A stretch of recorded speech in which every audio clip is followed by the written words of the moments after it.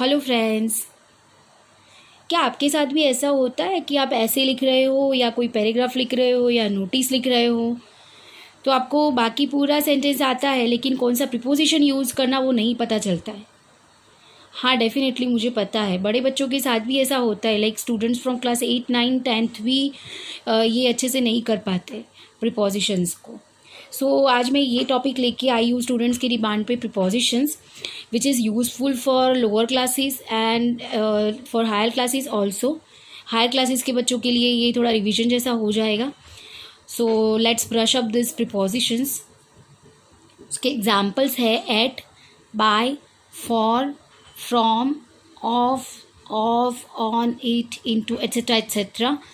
But हम इसे examples के साथ लर्न करेंगे तो आपको अच्छे से समझ में आ जाएगा। एंड गाइस प्लीज़, अगर आपने मेरा channel let's learn spreading wings subscribe ना किया हो तो प्लीज़ कर लीजिए।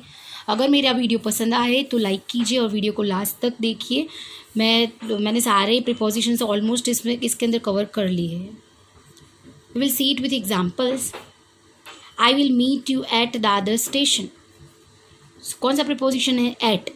क्या दिखाने के लिए यूज़ हुआ? ये place, the other station. I will meet you at 5 o'clock। यहाँ पे भी एट प्रीपोजिशन यूज़ किया, टाइम दिखाने के लिए 5 बजे। The papers were collected by the teacher. किसके द्वारा? तो बाय द टीचर। सो ये बाय भी क्या है? प्रीपोजिशन है। जैसे I was beaten by my friend, passive वाला है ये। Okay. I will have arrived by 4 o'clock। अगर मैं ऐसा कहूँ ना कि I will arrive at 4 o'clock तो मैं 4 बजे आऊँगी, पर मैं 4 बजे तक आऊँगी तो I will have arrived by 4 o'clock, मतलब मैं उससे पहले आ सकती हूँ बट नॉट लेटर दैन 4। 4 से लेट नहीं, 4 बजे तक आ जाऊँगी। She sat by me. She sat by me, यहाँ पे बाय का मतलब क्या? बिसाइड, नेक्स्ट टू मी, मेरे बाजू में। ओके, बिसाइड भी कह सकते हो, नेक्स्ट टू भी कह सकते हो। I kept my phone on the table, table के ऊपर। अभी ऑन कब यूज़ करना है, ओवर कब यूज़ करना है? तो जब टच करके हो ना कोई भी सरफेस को, जैसे कि मैंने कंपास बॉक्स के ऊपर पेंसिल रखी तो I put the pencil on the compass box. तो कि ऑन द कंपास बॉक्स लिखा क्योंकि कंपास को टच करके मैंने उसके ऊपर रखी है। पर अगर मुझे ऐसा कहना है कि बर्ड्स जो है वो ब्रिज के ऊपर से उड़ रहे हैं, तो क्या बर्ड्स उसको टच करके उड़ रहे हैं? नहीं, वो ऊपर है, वो टच नहीं कर रहे वो सरफेस को। तो मैं क्या कहूँगी? The birds are flying over the bridge. Okay. या तो the birds are flying over the river, क्योंकि वो टच करके नहीं कर रहे, टच करके नहीं फ्लाई कर रहे। There are many pens in my compass box. Compass box के अंदर, तो क्या आएगा? इन। ये तो आता ही होगा सबको। I dived into the swimming pool. अभी स्विमिंग पूल के अंदर तो इन क्यों नहीं? जनरली उसके अंदर के लिए तो हम इन यूज़ करते, तो इसमें इन क्यों नहीं? क्योंकि डायरेक्शन दिखाई है। जब भी डायरेक्शन और मोशन भी दिखाई है। क्या दिखाई है? मेनली मोशन दिखाई है कि स्विमिंग पूल के अंदर एक टाइप की मोशन है, इसीलिए I dived into the swimming pool.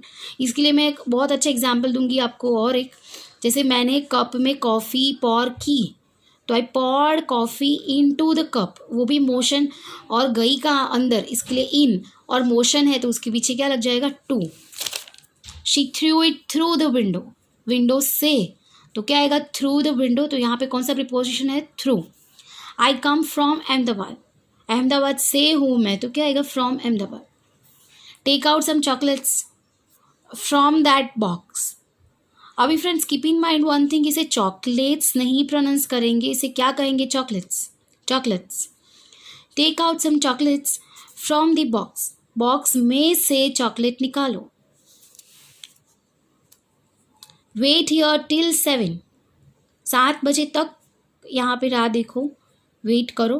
Wait here until 7, जब तक 7 नहीं बजते तब तक। मतलब ये दोनों आप यूज़ कर सकते हो। You can say this, wait here till 7, wait here until 7। Until मतलब जब तक नहीं तब तक, जब तक 7 नहीं बजते हैं तब तक वेट करो, और यहाँ पे जब तक 7 बजते हैं तब तक वेट करो, तो till. Okay, is it clear? Okay, we will move to next example. I am going to the market एक तो पहले तो ये टू बी प्रिपोजिशन है, डायरेक्शन दिखाइए, मार्केट की ओर जा रहे हैं, तो I am going to the market with my mom, मेरी मॉम के साथ। She writes with a black pen. अभी कोई भी इंस्ट्रूमेंट भी आप जब यूज़ कर रहे हो ना तो क्या आएगा, विथ। कोई भी इंस्ट्रूमेंट या कोई भी, जैसे किससे लिख रहे हो आप, ब्लैक पेन से, तो क्या आएगा, विथ। जैसे मैं वेजिटेबल्स चॉप कर रही हूँ, किससे, नाइफ से, तो वो जो चीज़ यूज़ करते हो आप चॉप करने में, उसके पहले विथ लोगे। जैसे I chop the vegetables with a knife. What's the time by your watch.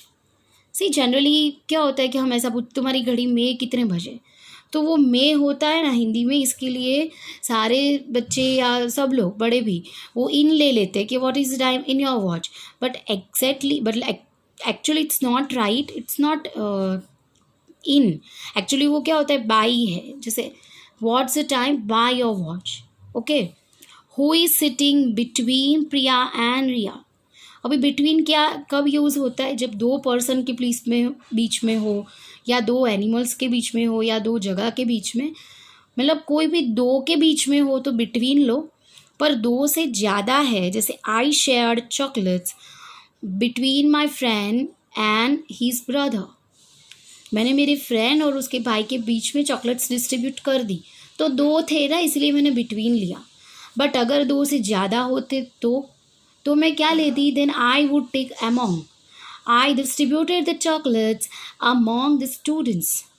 अभी यहाँ पे स्टूडेंट्स वी डोंट नो कि दो है कि तीन है, कुछ भी मेंशन नहीं किया है, तो हम तो दो से ज़्यादा ही कंसीडर करेंगे।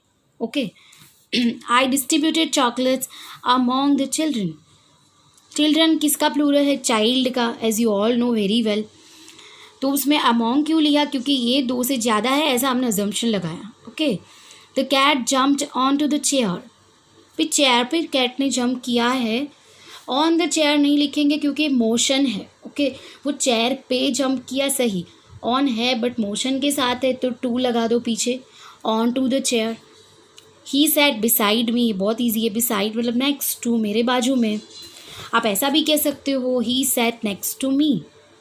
ऐसा भी आप कह सकते हो, he sat next to me, तो ये भी एक टाइप का प्रीपोजिशन ही है। I will come there within 2 hours।